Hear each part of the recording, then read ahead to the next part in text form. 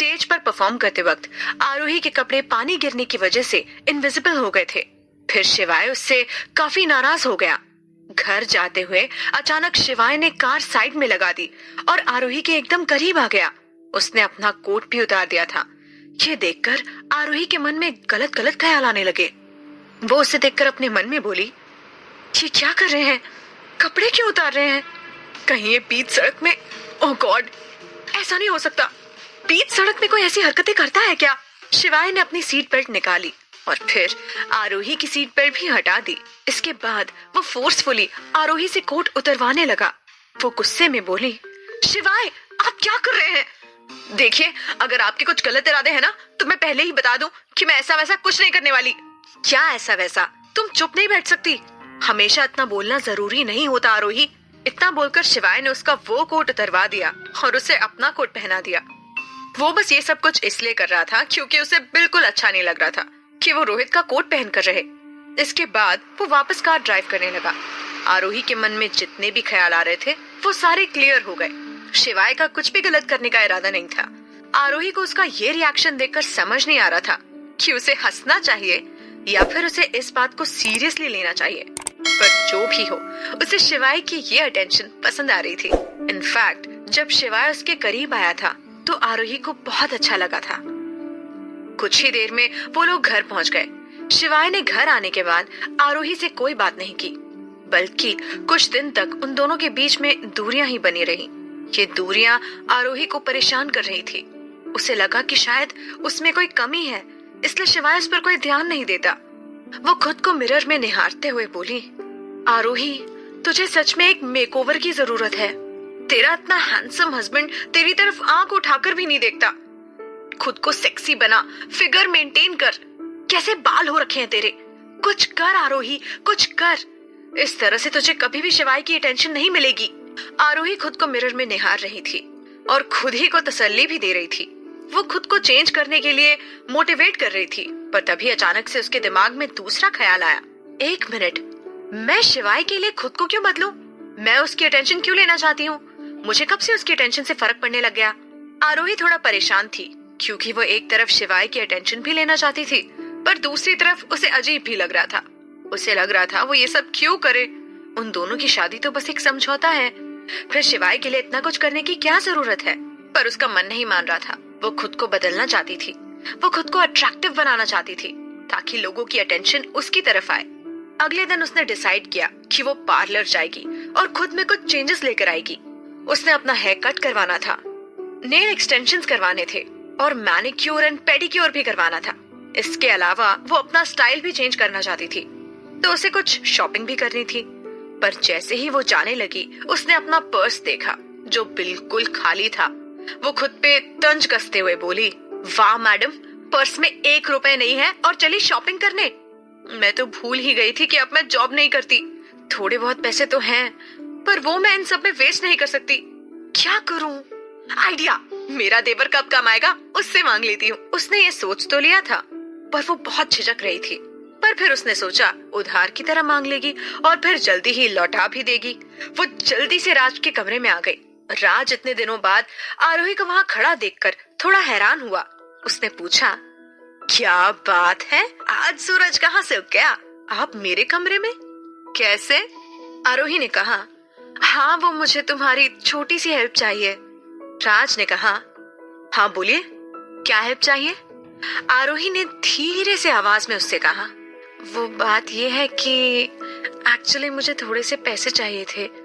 Please उधार दे दो, मैं तुम्हें जल्दी लौटा दूंगी, आई प्रॉमिस। राज ने जब ये बात सुनी कि आरोही को उससे पैसे चाहिए तो उसकी हंसी छूट गई। व्हाट? भाभी, आप मुझसे पैसे मांग रही हैं? क्या हो गया आपको? आपके पति गोयंका ग्रुप के प्रेसिडेंट है, इतनी बड़ी कंपनी के सीईओ हैं और आप उनकी इकलौती वाइफ है। आप इतने बड़े बिजनेसमैन की बीवी होकर मुझसे उधार मांग रही हैं। वैसे राज कुछ गलत भी नहीं कह रहा था।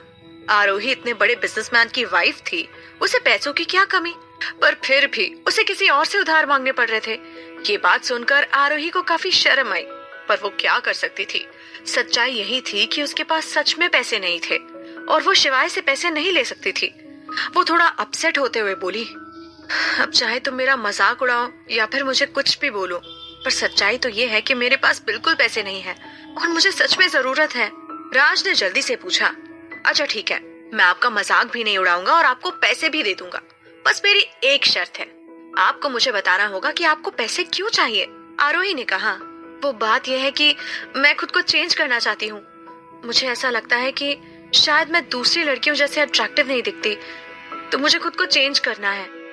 राज को आरोही की इतनी सी बात सुनकर समझ में आ गया था कि पूरा मामला क्या है। वो खड़ा हुआ, उसने अपना जैकेट पहना और बड़े स्टाइलिश अंदाज में बोला, भाभी आप बिल्कुल फिक्र मत करो, आपका ये देवर है ना, ये आपको चेंज कर देगा। देखना, मैं आपको इतना हॉट बना दूंगा ना कि भाई आपको पलट पलट कर देखेंगे। आप बस मेरे साथ चलो, मैं करवाऊंगा आपका मेकओवर। आरोही उसकी बात सुनकर थोड़ा हैरान हुई। उसे उम्मीद नहीं थी कि राज को इन सब का भी एक्सपीरियंस होगा। लड़कों को जनरली इन सब में ज्यादा इंटरेस्ट नहीं रहता है, पर ये आरोही के लिए फायदेमंद साबित होने वाला था। पर फिर वो जल्दी में बोली, तुम गलत समझ रहे हो, मैं ये सब शिवाय के लिए नहीं कर रही हूँ। राज उसकी ये बात सुनकर मुस्कुरा दिया। वो दोनों शॉपिंग जाने के लिए निकल गए। राज उसे डिजाइनर शोरूम में ले गया, जहाँ पर एक से एक कपड़े थे। उसने आरोही के लिए लेटेस्ट कलेक्शन के कपड़े सिलेक्ट किए। उसे जो अच्छा लगा उसने वो सब अपने पास रख लिया और एंड में सबकी बिलिंग भी करवाई। कपड़े लेने के बाद वो आरोही के लिए हील्स लेने गए। इसके बाद वो लोग पार्लर गए। आरोही का पूरा लुक चेंज कर दिया। उसका हल्का सा मेकअप भी करवाया था, क्योंकि वो रात के लिए तैयार जो होने वाली थी। पार्लर से बाहर आने के बाद राज ने एकदम फिल्मी अंदाज में कहा, वाह भाभी, आप तो एकदम स्वर्ग से उतरी अप्सरा लग रही हो। सच में भाई तो आज आपको देखकर पागल होने वाले हैं। मुझे भी बताना कि उनका क्या रिएक्शन रहा, ओके? आरोही थोड़ी सी नर्वस थी। उसने जब अपना ये नया लुक देखा तो उसे समझ नहीं आया कि वो कैसी लग रही है। तभी उसने हड़बड़ी में कहा, मैं सही तो लग रही हूँ ना? कहीं कुछ ज्यादा तो नहीं हो गया? कहीं ऐसा तो नहीं लग रहा कि मैं सिर्फ शिवाय के लिए तैयार हुई हूँ? अगर उन्होंने मुझ पर ध्यान नहीं दिया तो?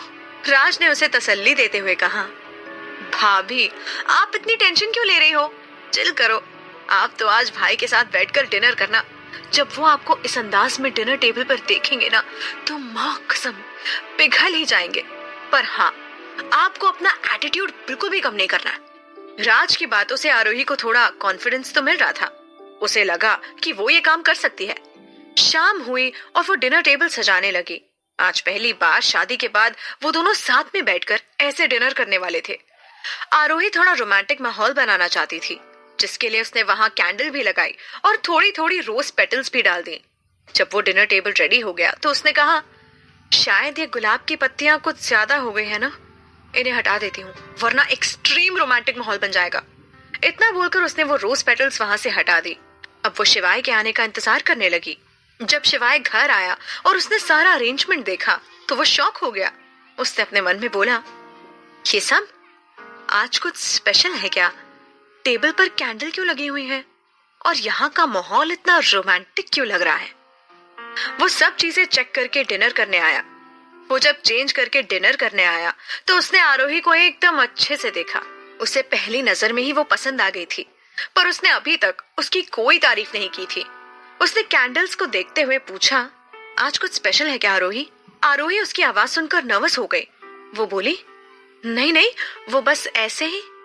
आरोही जब भी नर्वस होती थी तो वो बार बार अपने गले पर हाथ रखती थी।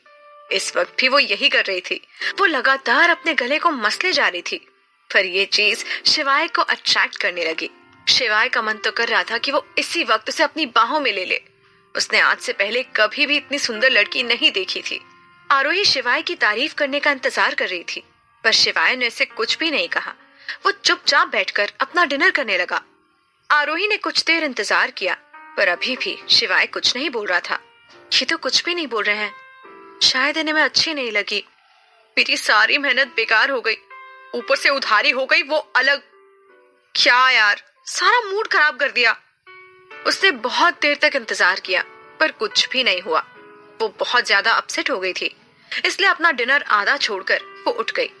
शिवाय ने उसे ऐसे देखकर तुरंत पूछा, क्या हुआ, तुम कहाँ जा रही हो? आरोही नाराज होते हुए बोली, मेरा पेट भर गया है, आप खाइए। इतना बोलकर वो गुस्से में वहां से चली गई। शिवाय को समझ में आ गया था कि उसका मूड खराब हो गया है।